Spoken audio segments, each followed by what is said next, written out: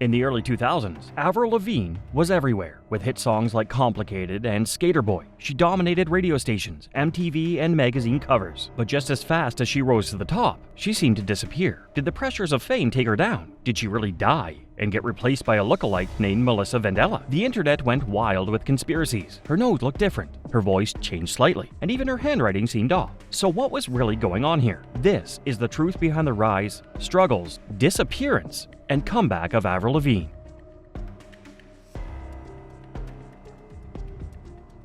Avril Lavigne's journey to stardom kicked off in Napanee, Ontario, a small town with a population of just 5,000 people. But even from an early age, it was clear this girl wasn't meant to stay in a small town forever. She sang in church, crushed it at local talent shows, and at just 14 years old, opened for none other than Shania Twain. One day, she's performing in a tiny venue, and the next, she's sharing the stage with a country music legend. That moment put her on the industry's radar and landed her a meeting with Arista Records president L.A. Reid. Impressed by her raw talent, Reid didn't hesitate. He signed Avril to a $1.25 million recording deal. Not bad for a teenager, huh? But life in Los Angeles? It wasn't the glamorous dream she'd imagined. The label had its own ideas. They wanted her to be a pop country princess, a second coming of Shania. Avril, however, had other plans. Inspired by punk bands like Green Day and Blink-182, she had no interest in fitting into the pre-packaged country star mold. In meeting after meeting, producers tried to push their own styles, brushing off her ideas like she didn't know what she was talking about. It was frustrating. But Avril, she wasn't about to give in. Then everything changed when she met The Matrix, a production trio with just the right mix of pop and rock to bring her vision to life. Together, they created Complicated, the song that would explode onto the charts and make Avril a household name.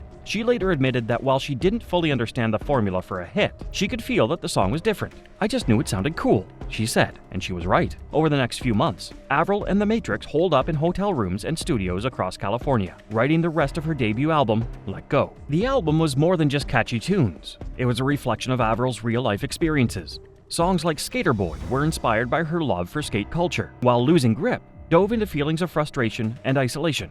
This wasn't just pop music.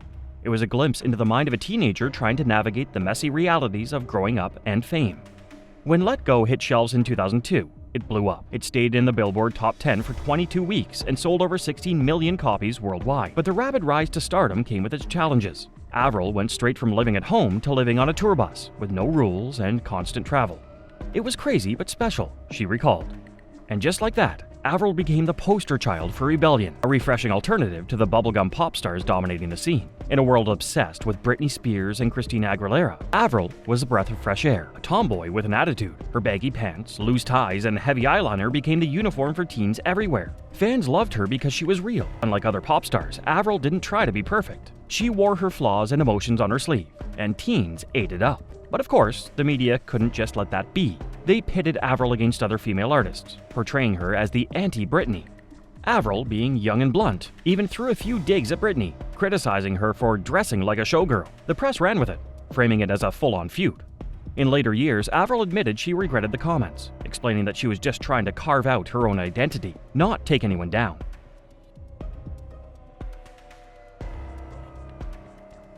By the time Avril started working on her second album, Under My Skin, in 2004, the fun, rebellious image she had built was starting to wear her down. Fame brought constant pressure to stay on top, leaving her emotionally drained. On top of that, personal struggles, including the death of her grandfather, put her in a darker place emotionally. The shift was clear in Under My Skin. The album's tone was heavier, with songs like Nobody's Home and Slipped Away exploring themes of loss, loneliness, and grief. It was a big change from the more playful vibe of her debut, Let Go, but many fans connected with the raw honesty as they navigated their own struggles.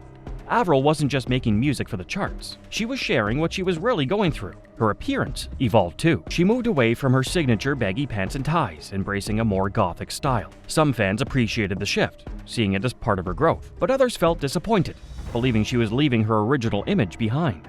But just when it seemed like Avril was finding her footing again, an unexpected rumor began spreading online. Around 2005, whispers emerged that Avril had died and been replaced by a lookalike named Melissa Vandella. What started as a small rumor on a Brazilian blog slowly gained traction, resurfacing in 2011 and exploding again in 2017. The theory claimed that Avril couldn't handle the pressures of fame and had taken her own life. To keep her brand alive, the label allegedly brought in Melissa, a lookalike originally hired to throw off paparazzi. Fans obsessed over spotting differences, scrutinizing everything from the shape of her nose and fluctuations in her height to the pitch of her voice, even changes in her wardrobe. like wearing more dresses, were cited as evidence that Melissa had taken over. Others even argued that her handwriting had changed. Things really blew up in 2017 when a viral Twitter thread sparked new interest in the theory, racking up over 128,000 retweets before being deleted. Suddenly, people were picking apart every detail of Avril's life. Some pointed out that her height appeared to have dropped from 5'2" to 5'1". Others zoomed in on a photo where she had Melissa written on her hand. Fans even claimed that the lyrics from Slipped Away,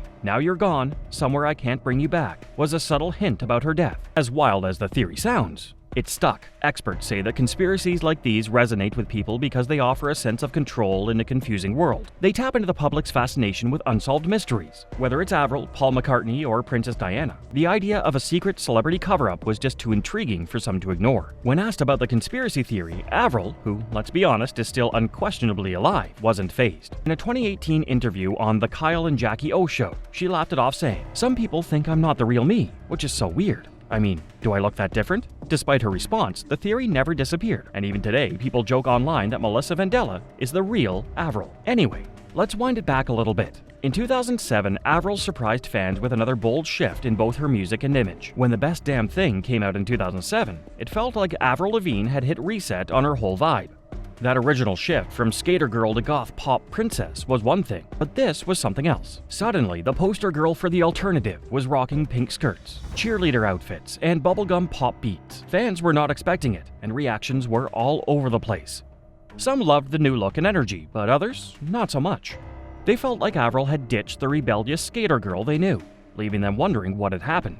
But whether people liked the change or not, Girlfriend, the album's lead single, was Avril's biggest hit to date. It rocketed straight to the top of the charts and became a teen anthem. The timing was perfect too. It dropped right in the middle of the MySpace and scene kid era, when colorful hair, studded belts, and emo lyrics were the thing. The album didn't just feel like a musical shift. It captured how youth culture was changing at that moment. Of course, with any big change comes backlash. Some critics accused Avril of selling out, saying she was chasing mainstream success. The media jumped on it, framing her shift as a sign that she had lost her edge. Longtime fans felt confused. Was this playful new Avril still the same person? Avril, though, stood by her choices, explaining that she wanted to try new things and not be stuck in one style forever. Even with the mixed reactions, The Best Damn Thing was a huge hit, selling over 6 million copies. Songs like When You're Gone and Hot showed that even with a poppier sound, Avril hadn't lost her ability to write songs with emotional depth. This album also reflected changes in her personal life. She collaborated with her then-husband, Derek Whibley from Sum 41, on a few tracks, adding a personal touch to the project.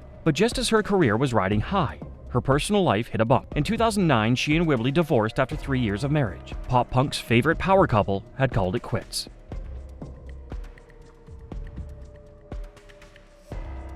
The breakup took a toll on Avril, and you can hear it in her next album, Goodbye Lullaby, released in 2011.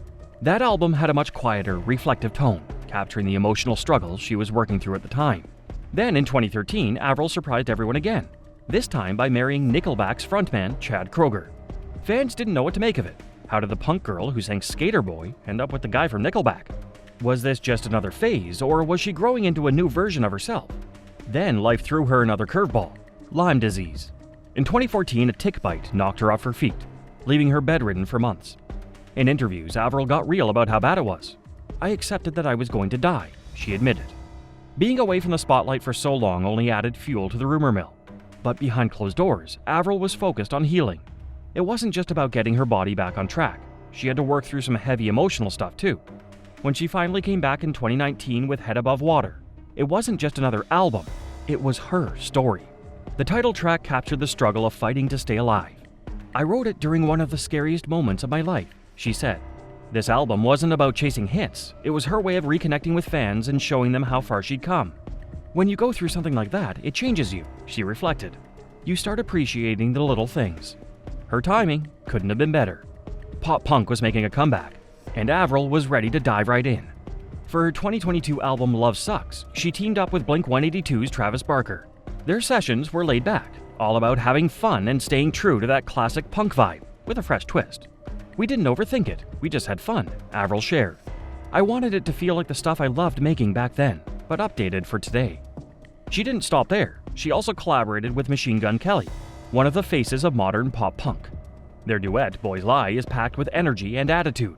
The two clicked right away, often joking that Avril was the original punk princess, and MGK was carrying that torch for the next generation. And it's not just about collaborations. Avril's influence runs deep with today's artists. Olivia Rodrigo and Billie Eilish have both said that her music played a big role in shaping their own. Rodrigo even invited Avril on stage for a duet of Complicated, which went viral on TikTok. Avril's music was like my teenage diary, Rodrigo said. Singing with her was a dream come true.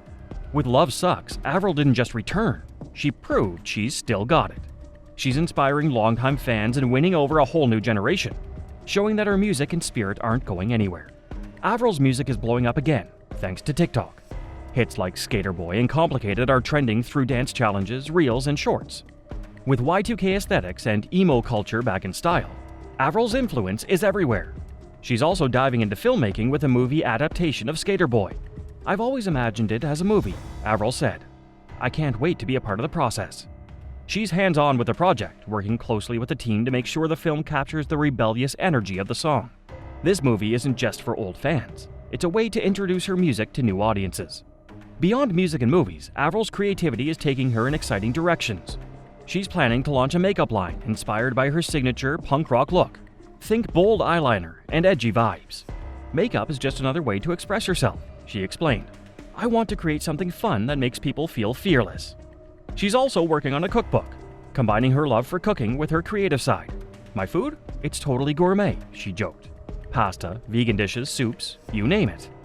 With her greatest hits tour underway and more music on the horizon, Avril isn't slowing down. She's excited about exploring new outlets while staying connected with her fans. Reflecting on her journey, she said, "It's crazy to think I've been doing this for 20 years, and people still connect with my music. That's what makes it all worth it." As Avril moves into this next chapter, she's committed to staying true to herself. Whether through music, movies, makeup, or food, she's all about being real. If there's one thing I've learned, it's that people connect with honesty, she shared. That's what I want to keep giving them, art and music straight from the heart. With exciting projects on the way and her legacy still growing, Avril has proven she's more than just a 2000s icon. She's evolved, inspired others, and stayed true through it all. Not bad for someone who's supposedly been dead for 20 years. The bizarre Melissa theory may have fueled curiosity, but Avril has reclaimed her identity and used the spotlight to her advantage. Even 2 decades on from Let Go, her influence on pop punk is still going strong, proving that no matter the challenges, she's here to stay. Thanks for joining me once again on this one. And as always, if you want to know more about the greatest pop punk stars, click on the next video. Don't forget to like and subscribe to help get the word out about the channel.